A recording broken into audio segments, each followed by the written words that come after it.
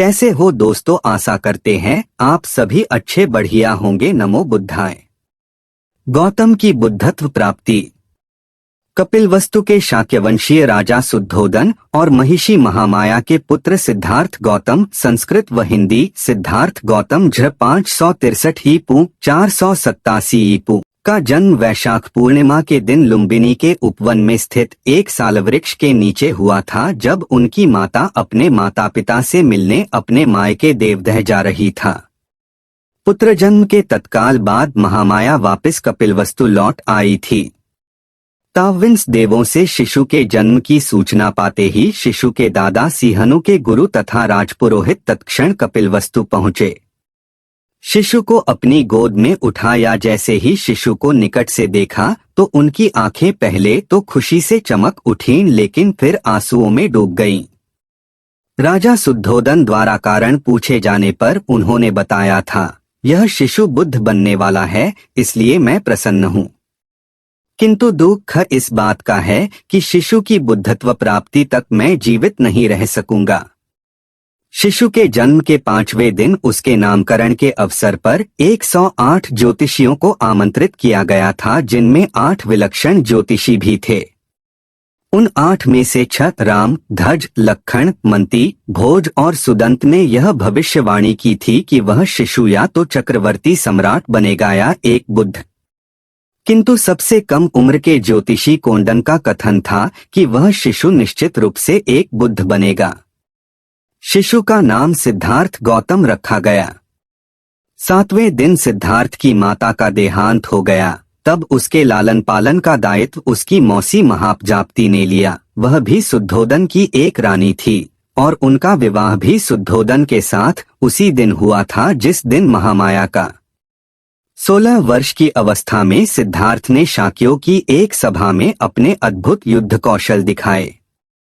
सारभड़क जातक के अनुसार तो उन्होंने एक ऐसे धनुष को उठा अपने कर्तव्य दिखाए थे जिसे 1000 आदमी मिलकर भी नहीं उठा सकते थे। किंवदंती तो यह है कि उनके शौर्य से प्रसन्न हो उन्हें 40,000 शाक्य कन्याओं के हाथ प्राप्त हुए थे, जिनमें सुधबुद्ध की राजकुमारी बिंबा उनकी प्रमुख रानी बनी थी, जो बाद में राहुलमता के नाम से बौद्ध साहित्य में विख्यात हैं। झ बिंबा ही भद्दकच्छा, सुभद्रका और यशोधरा, हिंदी संस्कृत यशोधरा के नाम से जानी जाती हैं। 29 वर्षों तक ठरभ, ठसुरभ और ठसुभ नामक प्रासादों में राजवैभव भोगने के बाद सिद्धार्थ संसार से विमुक्त हो संन्यास को उन्मुख हुए। कहा जाता है कि उन्होंने एक बार किसी रोगी को देखा और अनुभव किया कि हर कोई जो पैदा होता है रोग और व्याधि से पीड़ित होता रहता है। फिर उन्होंने किसी वृद्ध को देखा। इससे उन्हें यह विदित हुआ कि हर कोई जो जन्म लेता है कालांतर में वृद्ध भी होता है, तत् उसके हाथ पैर शिथिल और जर्जर हो जाते हैं। फिर जब उन्होंने एक मृत को देखा तो यह ज्ञान पाया कि हर कोई जो जन्म लेता है एक दिन मृत हो अपने संसार और नश्वर शरीर को भी छोड़ जाता है, तब सारे सुख सुविधाओं और वैभव की वस्तुएं निरर्थक हो जाती है।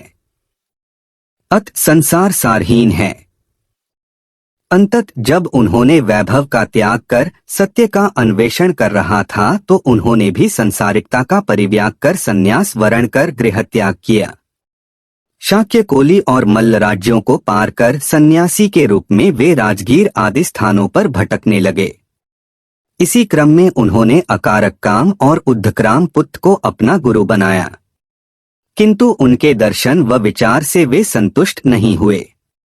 अत वे उरुवेका के सेनानीगाम पहुँचे और 6 वर्षा तक 5 भिक्षुओं के साहचर्य में कठिन तपस्या की। कठिन चरम तप 2 मार्ग की अनुपभुक्तता जान पुन वे साधारण भोजन ग्रहण करने को प्रेरित हुए, जिससे खिन्न हो उनके 5 भिक्षुमित्र खिन्न हो उनका साथ छोड़ सारनाथ के इसिपत मिगदात को प्रस्थान कर गए। सिद्धार्थ की साधारण भोजन ग्रहण करने की इच्छा सुजाता नाम की एक कन्या ने सोने की कटोरी में खीर अर्पित कर पूरी की। वह दिन वैशाख पूर्णिमा का था। गौतम ने निरंजरा नदी में स्नान कर खीर खाई और फिर कटोरी नदी में ही छोड़ दी, जो डूबती हुई नागराज काल के निवास स्थान पर जा पहुंची थी।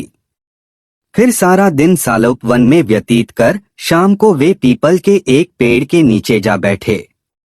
वहीं सोतीय नामक एक घसियारे ने उन्हें 8 मुट्ठी घास दिए। घास को उन्होंने पूर्व दिशा की ओर रख उसकी आसनी बनाई। फिर उस पर बैठकर उन्होंने यह प्रतिज्ञा की कि जब तक वे बोधि नहीं प्राप्त करते तब तक वहां से नहीं उठेंगे। उनकी प्रतिज्ञा के तेज से महाब्रह्म और सारे देव उनके सामने प्रकट हो उनकी स्तुति करने लगे, किंतु उनकी दृढ़ मार शैतान ने उन पर आक्रमण किया, जिसके भय से सारे देव वहां से भाग खड़े हुए। मार से उनकी रक्षा तब केवल 10 पारमियों ने की। इन पारमियों को उन्होंने बोधिसत्व बनने के बाद के 550 जन्मों के कठिन संघर्ष के क्रम में अर्जित किया था। पारमी 10 होते हैं दान, शील, नेकखम्म या नौकम्म, प्रज्ञा, वीर्य, खंति या धैर्य, सत्य, अधिष्ठान, मेत्ता या मैत्रेय और उपेक्षा या संभाव अथवा अनासक्ति। गौतम से परास्त हो जब मार और उसकी सेनाएं भाग खड़ी हुई तो सारे देवों ने विजेता की जय जयकार की। तप में लीन गौतम ने रात के पहले प्रहर में अपने पूर्व जन्मों को जाना, दूसरे प्रहर में दिव्यचक्षु को पाया, तीसरे प्रहर में परिचस्मुप्पाद के ज्ञान को और अंतत प्रत्यूष काल में संबोधि की प्राप्ति की, ज्ञान को जिससे वे पच्चेक प्रत्येक बुद्ध बने। परिचस्मुप्पाद के सिद्धांत का सुखद मनन उन्होंने प्रथम 7 दिनों तक उसी बोधिवृक्ष के नीचे बैठ किया। दूसरा सप्ताह उन्होंने अजपाल निग्रोध वृक्ष के नीचे बिताया, जहां उनकी भेंट एक घमंडी ब्राह्मण से हुई थी और जहां उन्होंने मार की 3 कन्याओं को परास्त किया था। उन कन्याओं के नाम तृष्णा, अर्ती और राग थे। तीसरा सप्ताह उन्होंने मुचलिंद तालाब में नागराज मुचलिंद के फनों के नीचे बैठ बिताया था। चौथे सप्ताह वे राजायतन पेड़ के नीचे बैठे रहे, जहां उन्होंने तपुस और मल्लिक को बिना किसी देखना सुनाए ही अपना अनुयायी बनाया। तत्पश्चात ब्रह्मसंपत्ति के आग्रह पर उन्होंने पीड़ित मानव के उत्थान के लिए धम्मचक्कपंतन का निश्चय किया। दूसरों के उत्थान की प्रतिज्ञा से वे सब्बमु सर्वज्ञ बुद्ध कहलाए। तब अपनी धम्म देशना के प्रवर्तन हेतु अपने 5 तपस्वी मित्रों को योग्य पाया, जो उन दिनों वाराणसी के इसिप्तन मिगदाय में वास कर रहे थे। इस धम्मचक्र प्रवर्तन की महत्ता को अशोककालीन सारनाथ सिंह स्तंभ में दर्शाया गया है, जो आज भारतीय गणराज्य का राजकीय चिह्न है। 4 मुख वाला वह सिंहस्तंभ बुद्ध के धम्म या देशना का सिंह नाद आज भी हर दिशा में गुंजाता प्रतीत होता है। पुंत सिंहस्तंभ में अंकित चक्र, जो अशोक चक्र के नाम से जाना जाता है, आज जो भारतीय राष्ट्रीय ध्वज पर बड़े गौरव से लहराता रहता है, वस्तुत धर्मचक्र का ही प्रतीक है।